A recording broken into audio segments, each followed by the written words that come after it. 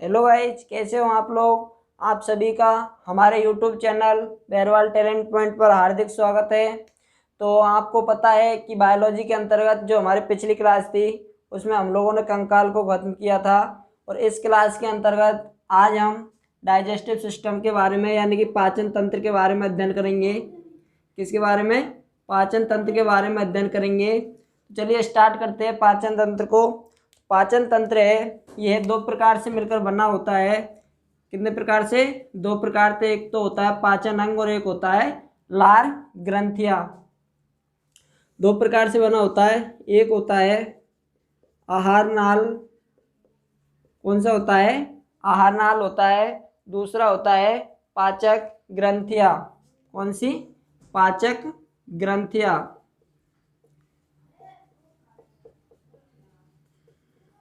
इस प्रकार इन दोनों से मिलकर आहार नाल है। इसके अंतर्गत 5 अंगों को रखा गया है। उन 5 अंगों की अगर मैं बात करूं तो पहला जो अंग है वह है मुख। कौन सा है? मुख। और दूसरे की अगर मैं बात करूं तो दूसरा है ग्रैसनी।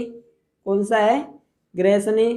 तीसरा है ग्रासनाल, जिसे इकोफेगस भी कहते हैं।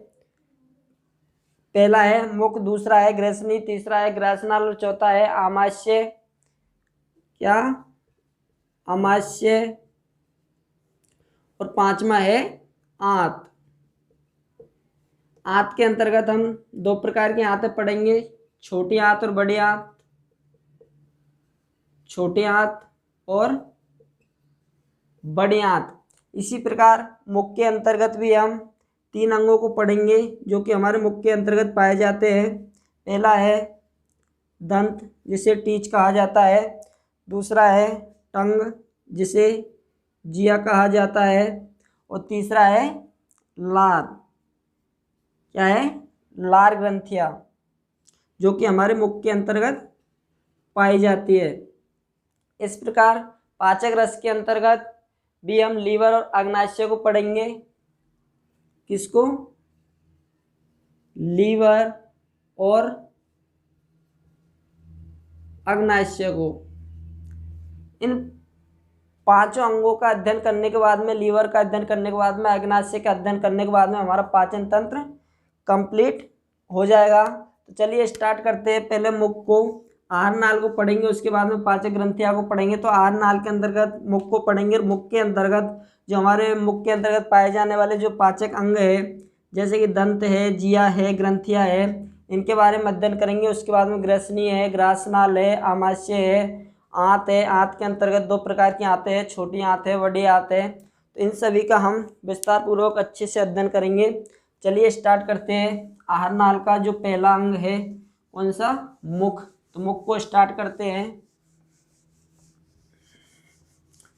माउथ की अगर मैं बात करूं, माउथ के अंतर्गत 3 प्रकार के पाचक अंग पाए जाते हैं। कौन कौन से? 3 प्रकार के पाचन अंग पाए जाते हैं। इससे पहले मैं बता दूं कि जो मुख होता है उसके अंतर्गत जैसे ही हमारा भोजन जाता है तो भोजन की जो प्रथम प्रक्रिया है वह कहाँ से शुरू होती है? भोजन की पाचन क्रिया कहाँ से शुरू होती है? मुख से। कहाँ से शुरू होती है? मुख से। इसके बाद में जो इसके अंग पढ़ेंगे हम वो पढ़ेंगे। पहला है दंत। कौन सा? दंत बोले तो टीच।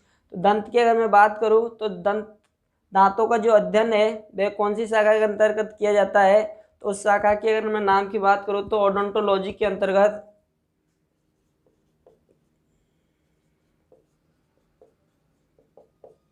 ओडोंटोलॉजी के अंतर्गत दांतों का अध्ययन किया जाता है।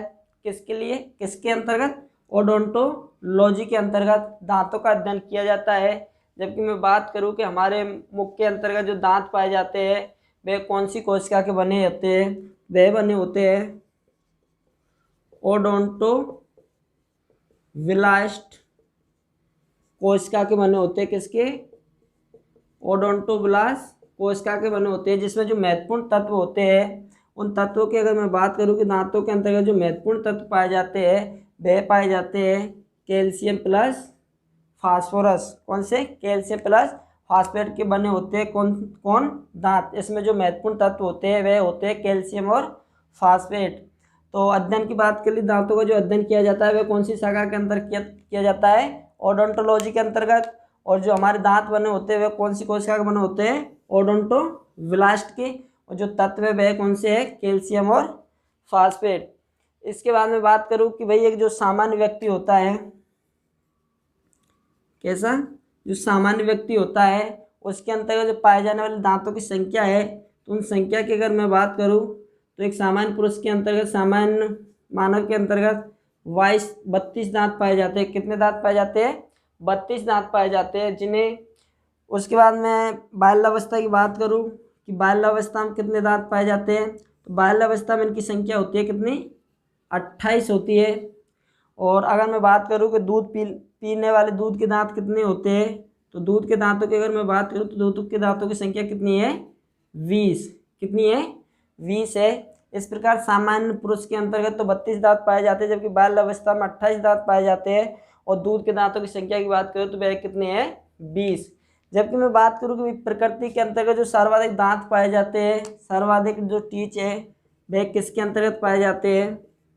तो प्रकृति के अंतर्गत जो सर्वाधिक दांत पाए जाते हैं वे किसके अंतर्गत पाए जाते हैं? घोड़े और सुअर के अंतर्गत। घोड़े व सुअर के अंतर्गत सर्वाधिक दांत पाए जाते हैं। उनकी संख्या की अगर मैं बात करूं तो उनकी संख्या है 44। कितने पाए जाते हैं? 44 टीच पाए जाते हैं, अर्थात दांत पाए जाते हैं। तो प्रकृति के अंतर्गत सर्वाधिक जो दांतों की संख्या है वे किस में है? घोड़े और सुअर में। इसके बाद में बात करूं कि जो सामान्य व्यक्ति है उसके जो 32 दांत पाए जाते हैं, इन्हें दो प्रकार से विभाजित किया गया है, अर्थात स्थायी और अस्थायी। तो स्थायी की अगर मैं बात करूं तो स्थायी की जो संख्या होती है, स्थायी दांतों की जो संख्या होती है वह होती है 12। और जो अस्थायी की संख्या होती है वह होती है 20। कितनी होती है? अस्थायी की संख्या 20 होती है, जिन्हें दूध के दांत भी कहा जाता है, क्योंकि दूध के दांत है वह एक बार व्यक्ति के आते हैं और दोबारा उनको उखड़ने के बाद में दोबारा से दूसरे दांत आते हैं। तो दूध के दांतों की संख्या कितनी है? 20 बताई थी, जिन्हें अस्थायी दांत भी कहा जाता है। तो इस प्रकार जो मानव के 32 दांत पाए गए हैं उन्हें दो भागों में विभाजित किया गया है, अर्थात स्थायी दांत और अस्थायी दांत में। उसके बाद में बात करूँ कि दांतों को कैर के आधार पर कितने भागों में बांटा गया है। हमारे जो माउथ के अंतर्गत जो टीथ पाए जाते हैं उनका कुछ ना कुछ तो पाचन क्रिया में कैर होगा, तो उस कैर के आधार पर भोजन की पाचन क्रिया में जो दांत का जो महत्वपूर्ण जो सहायता करता है, तो उस कैर के आधार पर दांतों को 4 भागों में विभाजित किया गया है। कितने भागों में विभाजित किया गया है? 4 भागों में विभाजित किया गया है। और उन चारों की अगर मैं बात करूं तो पहला जो दांत है, पहला है इंसीजर। कौन सा है? इंसीजर है। दूसरे की अगर मैं बात करूं तो दूसरा है केनाइन। कौन सा है? केनाइन। और तीसरे की अगर मैं बात करूं तो तीसरा है प्रीमोलर। कौन सा है? प्रीमोलर। और चौथा है मोलर।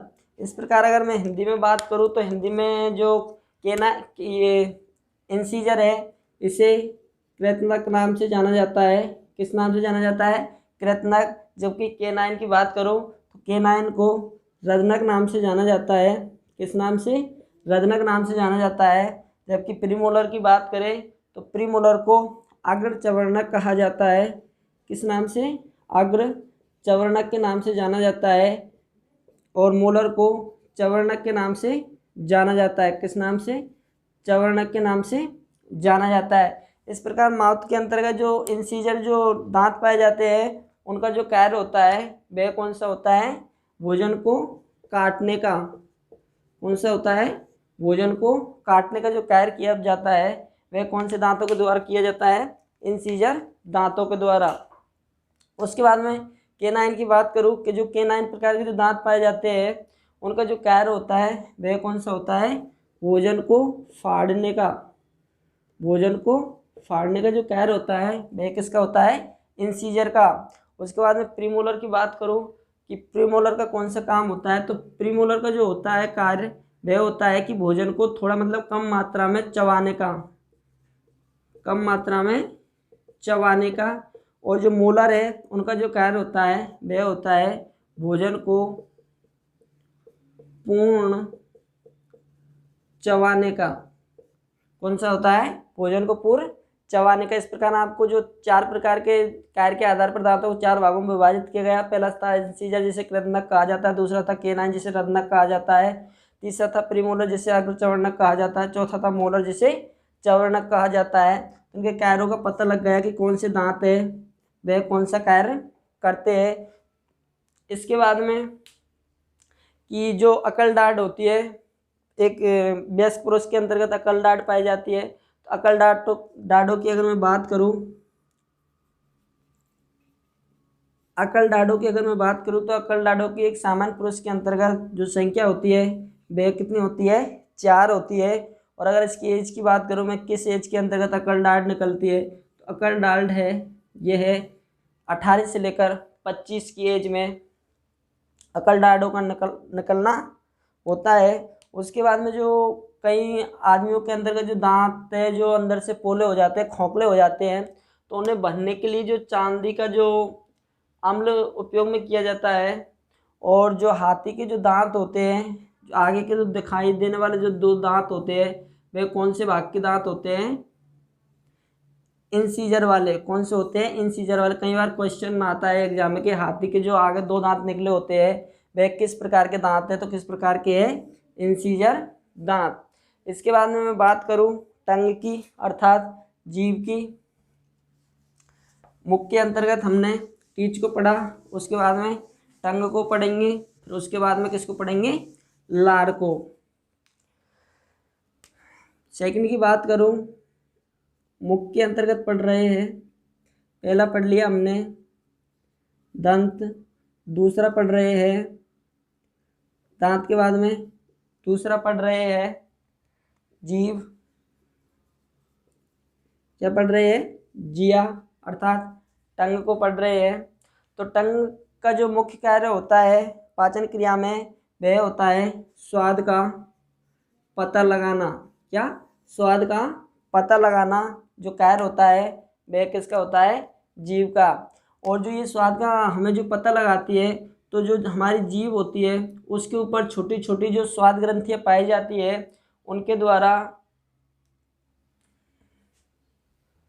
इस प्रकार जो छोटी छोटी जो ग्रंथियाँ पाई जाती है जिसे स्वाद ग्रंथियों के नाम से जाना जाता है। तो जीभ के ऊपर जो छोटी छोटी ग्रंथियाँ हैं उनकी अगर मैं संख्या की बात करूं कि ये जो छोटी छोटी स्वाद ग्रंथियाँ हैं कौन सी है? स्वाद ग्रंथियाँ हैं जो कि जीभ के ऊपर पाई जाती है, छोटी छोटी स्वाद ग्रंथियाँ जो कि हमें स्वाद का अनुभव कराती है। तो उनकी जो संख्या होती है वह होती है लगभग 7000, यानी कि 7000 प्रकार की जो स्वाद ग्रंथियाँ पाई जाती है। इसके बाद में जीभ के बाद में बात करते हैं लार ग्रंथियाँ की, जो कि मुख का तीसरा जो पाचक अंग है। कौन सा है? लार ग्रंथियाँ। टीच के बारे में हमने अध्ययन कर लिया है, जिया के बारे में अध्ययन कर लिया है। जीभ के बारे में इतना ही है कि जीभ हमें स्वाद का अनुभव कराती है जिसके ऊपर स्वाद ग्रंथियाँ पाई जाती है, और उन स्वाद ग्रंथियाँ कितनी होती है? 7000। इसके बाद में बात करते हैं लार की। जो लार ग्रंथियाँ पाई जाती है हमारे मुख के अंतर्गत, क्या पाई जाती है? लार ग्रंथियाँ पाई जाती है। लार ग्रंथि की अगर मैं बात करूं तो हमारे मुख के अंतर्गत जो लार का जो निर्माण करने का कार्य है, अर्थात लार को जो निर्मित करने का कार्य है, निर्मित करने का जो कार्य है वह किसके द्वारा किया जाता है? लार ग्रंथियाँ के द्वारा किया जाता है। लार को निर्मित करने का कार्य है। और जो हमारी लार ग्रंथियाँ पाई जाती है यह एक दिन में, यानी कि प्रतिदिन में जो लार स्त्रावित करती है, लार का जो निर्माण करती है वह कितना करती है? 1.5 से लेकर 2 लीटर, यानी कि प्रतिदिन में जो एक सामान्य मनुष्य होता है वह एक दिन में कितनी जो लार है वह निर्मित करता है, स्त्रावित करता है? 1.5 से लेकर 2 लीटर ग्रंथियाँ स्त्रावित करती है। उसके बाद में जो लार ग्रंथियों द्वारा जो प्रतिदिन जो लार स्त्रावित की जाती है, उसके अगर मैं पीएच मान की बात करूं कि उसका पीएच मान कितना होता है, तो उसका जो पीएच मान होता है वह होता है 6.8। कितना होता है लार का पीएच मान? 6.8। उसके बाद में जो लार ग्रंथियों के द्वारा जो लार स्त्रावित की जाती है, उसमें 2 प्रकार के एंजाइम पाए जाते हैं। उन एंजाइमों की बात करूँ तो मैं जैसे कि टाइलिन है, लाइसोजाइम है। कौन कौन से है? टाइलिन है,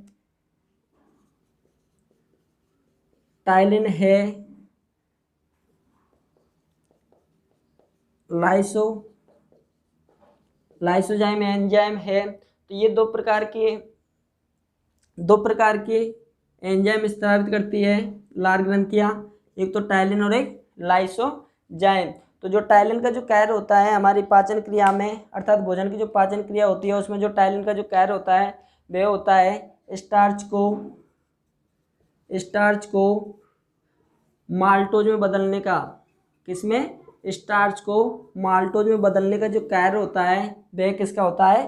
टाइलिन का। एग्जाम में क्वेश्चन आता है कि टाइलिन का पाचन क्रिया में कार्य होता है तो कौन सा होता है? स्टार्च को माल्टोज में बदलने का जो कार्य है वह किसका होता है? टाइलिन का। इसके बाद में लाइसोजाइम का जो कार्य होता है वह होता है कि जो मनुष्य के द्वारा जो भोजन प्राप्त किया जाता है उसमें जो कई बार जो जीवाणु आ जाते हैं जो कि हमारे शरीर के लिए हानिकारक होते हैं, तो उन जीवाणुओं को जो नष्ट करने का कार्य है, जीवाणुओं को नष्ट करने का जो कार्य है वह किसका होता है? लाइसोजाइम का। तो ये 2 प्रकार के एंजाइम स्त्रावित किए जाते हैं लार ग्रंथियों के द्वारा, जिनका कार्य के बारे में मैंने बता दिया आपको। और इसके बाद में जो ये लार ग्रंथियाँ पाई जाती है यह एक अंतःस्रावी ग्रंथियाँ नहीं होती है। कैसी नहीं होती है? अंतःस्रावी ग्रंथियाँ नहीं होती है। और लार के मैं टाइप की बात करूँ कि लार ग्रंथियाँ है वह कितने प्रकार की पाई जाती है, तो हमारे मुख के अंतर्गत जो लार ग्रंथियाँ हैं ये 3 प्रकार की पाई जाती है। कितने प्रकार की? 3 प्रकार की पाई जाती है। उन तीनों प्रकार के बारे में बात करेंगे, कौन सी जगह कौन सी ग्रंथियाँ पाई जाती है। जो लार ग्रंथियाँ है यह कितने प्रकार की पाई जाती हैं? 3 प्रकार की पाई जाती है हमारे मुख के अंतर्गत। तो पहले की अगर मैं बात करूँ तो पहला है पैरोटिड ग्रंथि। कौन सी? पैरोटिड ग्रंथि। पहली कौन सी है? पैरोटिड ग्रंथि। उसके बाद में दूसरी की बात करूँ, दूसरी ग्रंथि कौन सी है? तो दूसरी ग्रंथि है सबलिंगुअल। कौन सी? सबलिंगुअल ग्रंथि। उसके बाद में तीसरी की बात करूँ तो तीसरी है सबमैंडिब्युलर।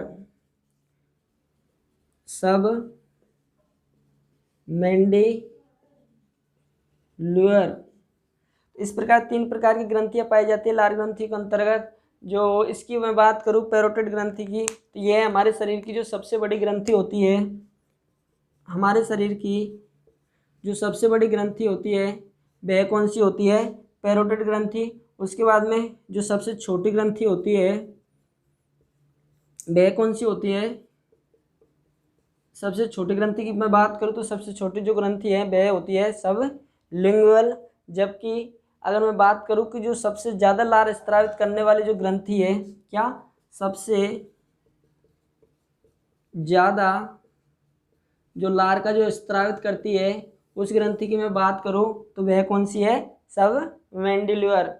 इस प्रकार ये 3 ग्रंथियों के बारे में बता दिया कि पैरोटिड ग्रंथि है हमारे शरीर की सबसे बड़ी ग्रंथि होती है, सबलिंगुअल है यह सबसे छोटी होती है, और सबमैंडिब्युलर है यह सबसे ज़्यादा लार स्त्रावित करने वाली ग्रंथि होती है। इसके बाद में बात करें कि ये ग्रंथियाँ है यह कौन कौन सी जगह पाई जाती है।